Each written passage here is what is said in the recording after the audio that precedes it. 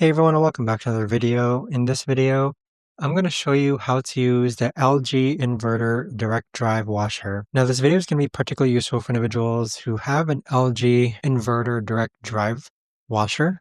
And so how it works is you simply go ahead and open it up, and then the soap or softener actually gets placed over here. So this is where you place the detergent.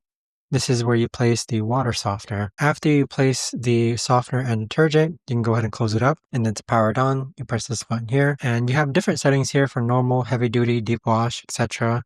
You can control the temperature right over here. So I like to normally just set it to normal, and then everything is usually just defaulted. I normally don't have to change anything, and then you just press hold to start. So that right there, guys, is the best and easiest way that I know of to actually go ahead and use the LG Inverter Direct Drive washer. If you guys know of a better or easier way to actually use this, let me know in the comments down below. I would love to know. Thanks so much for watching everyone, and I'll see you guys all in the next video.